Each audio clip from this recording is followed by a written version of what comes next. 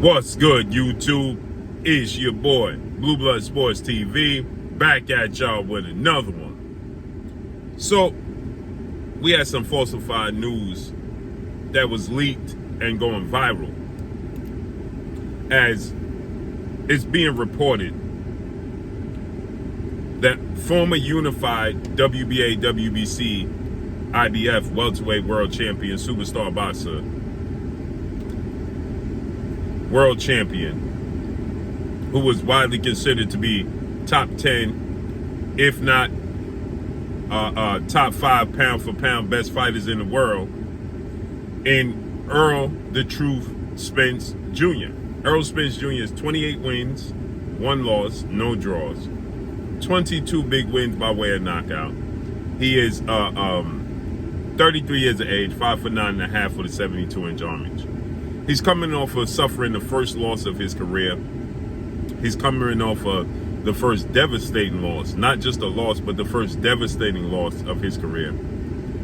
July 29th, Las Vegas, Nevada, T-Mobile Arena, when he took on, in a massive, undefeated, undisputed showdown between himself and undefeated 3-division world champion, former junior welterweight undisputed world champion, now the reigning undisputed welterweight world champion, who is widely acknowledged and recognized as the #1 best pound-for-pound fighter in the world, in Terrence "Bud" Crawford. Terrence Crawford is now 40 wins, no losses, no draw, 31 big wins by way of knockout, 35 years of age, 5'8" with a 74-inch armage.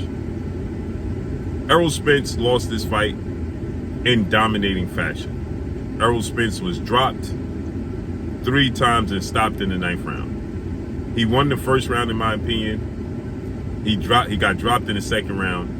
He got battered in the second half of the 3rd round. Thought he won the first half of the 3rd round. He came out aggressive after being dropped in the 2nd round.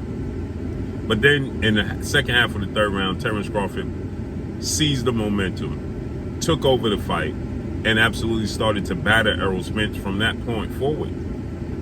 He dropped him twice in the 7th round, then stopped him in the 9th round, right? And we saw Errol Spence in a position that we've never seen him before. Errol Spence found himself in a position that he's never been in before. Terrence Crawford shocked the world with that performance. And so, going into this fight, Errol Spence was considered the A side, as he should have been. And they contractually had a rematch clause where the winner had to oblige the loser and was contractually obligated to give him an immediate rematch if the loser petitioned within 30 business days to have and want to have the rematch clause. And so Errol Spence petitioned for the rematch, and it looks like the fight can take place at the end of the year, by December. Now, we know that Showtime president of sports, Stephen Espinosa, in which Stephen Espinosa and Showtime is the platform that showcases these fights. And Stephen Espinosa, he stated that after such a tough fight, that Errol Spence, Terrence Crawford rematch shouldn't be until late 2024, early 2024 at the very best, right? And now we are seeing that it's a possibility that it's going to take place in December. Now, keep this in mind that immediately following the fight, in the post-fight press conference, Errol Spence stated that he wanted to fight at junior middleweight 154, and he wanted it to be immediately in December. That's what he stated. As a platform and a network, Showtime, they don't think that they can recover their return for their investment, okay? And so they don't believe they're going to get a return on their investment with such a quick turnaround, seeing as though the fight was such a one-sided dominant performance in favor of Terrence Crawford that the fans are calling, they don't really want to see it. Not many people want to see it. So is it going to sell? Nonetheless, there's a lot of changes that Errol Spence needs to make going into the rematch if he wants to be victorious, if he even wants to be competitive. And now obviously there's going to be a lot of different reports, a lot of different rumors, a lot of different speculations. But one in which a speculation has came out that Errol Spence has now parted ways with longtime trainer, two-time trainer of the year, well-renowned trainer and future Hall of Famer, Derrick James. Okay? And this has went absolute viral, and I have 20 people in my inbox sending me the same clip, asking me if this is true. This is not true, as far as I know. Right? I've reached out to people and they're like, no. So this is what came out. Quote, breaking news. Sources close to Errol Spence Jr. have declared that he has broken ties with longtime trainer Derrick James. End quote. Coach Calvin Ford and Roy Jones Jr. have been named as the top candidates to potentially replace James for the rematch against Terrence Crawford in December. Okay? That is all fake news.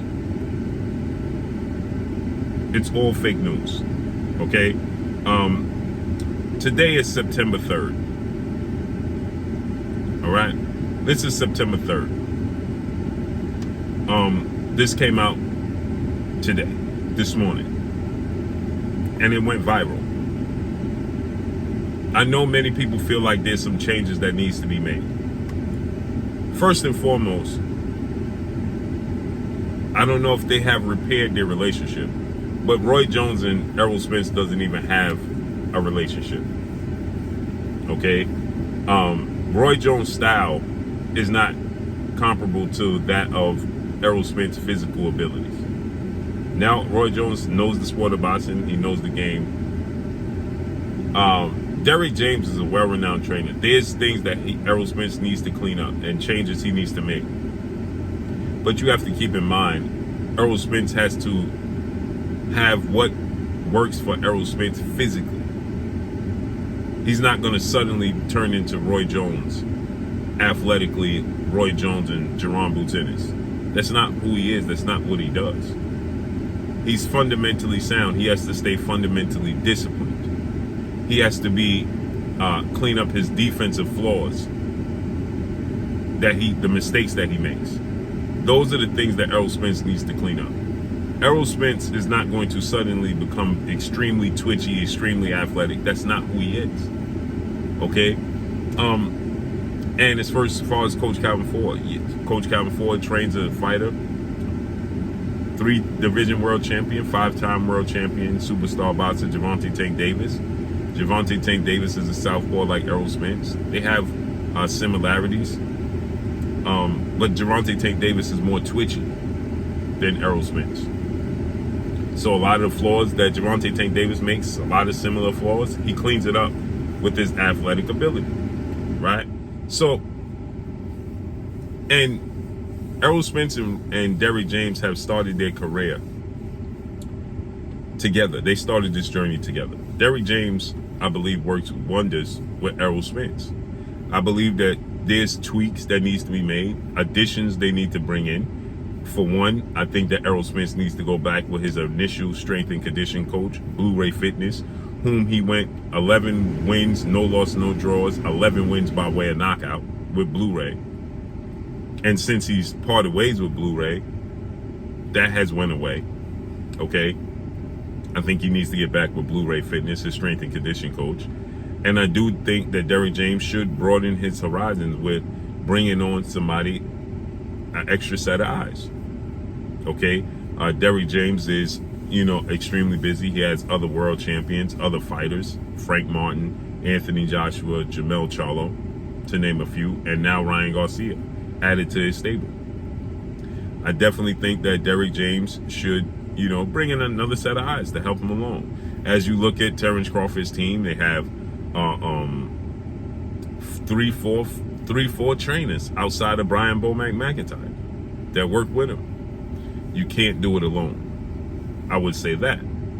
But with that said, Derrick James and Errol Spence are not parting ways. That's a false rumor, false reports. I reached out to people and they're like, no, that's not true.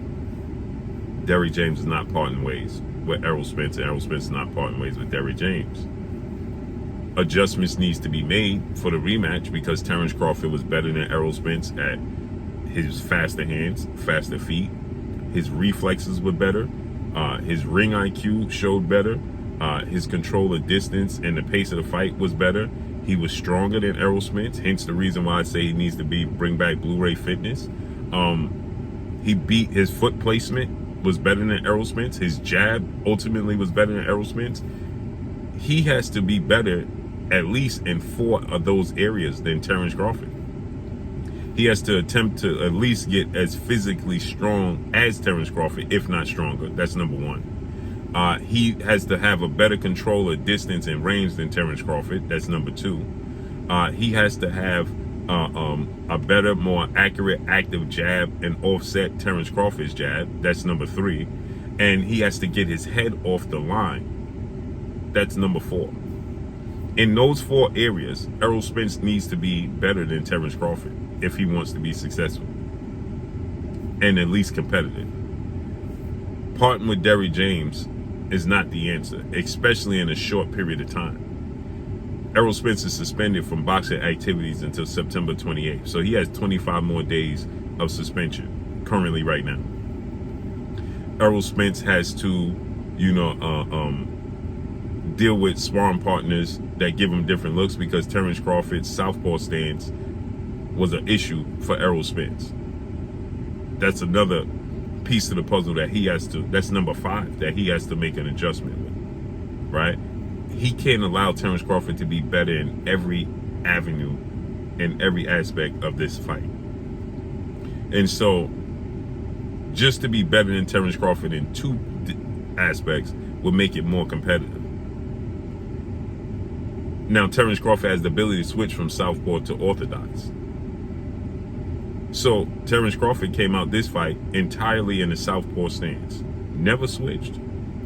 I asked Terrence Crawford about the southpaw stance. I asked Errol Spence about the southpaw stance. And when Errol Spence went at me about this, about switching up, everybody was focused on what he said to me instead of being focused on what I asked him and then the response he eventually gave me about defending and fighting in the southpaw stance and defending yourself from a southpaw. That was key. Terrence Crawford's southpaw stance gave him tons and tons of problems, and he never adjusted. Now Terrence Crawford has the ability, if Errol Spence solely focuses on fighting the southpaw, Terrence Crawford has the ability to come in orthodox. Now you prepared for a certain style, and now he's coming with a completely other style. Now you have to adjust to those angles. So there's a lot that Errol Spence has to work on in a short period of time. Whereas bringing in a new trainer, again, he can't resume boxing activities till after September. So then you have October, November, and then the fight will be in December. So him bringing in another trainer to get acclimated to their style and their way of doing things is completely asinine. And that would be an enormous, gigantic mistake on the part of Errol Spence if he was to choose to go that direction. So no, going in the direction of splitting with Derrick James is not happening. So let's see how this unfolds and plays out. Now, if he was to push the fight with Terrence Crawford back, let's say late 2024, now he fights a tune-up fight or a stay busy fight or somebody else, and they have an agreement that they will rematch at the end of 2024, but he's going to get another fight in before that, and now he brings in another trainer to prepare him for that fight, and then they go through a training camp together, and then they go through a fight together, and then they go through another training camp in preparation for Terrence Crawford. That will be more realistic. But to part ways with Derrick James right now, going into a fight with Terrence Crawford in December, is just not realistic, period. And this is all fake news. So that's all I got for y'all, man. Make sure you hit the like button, drop a comment in the comment section. Let me know what y'all think.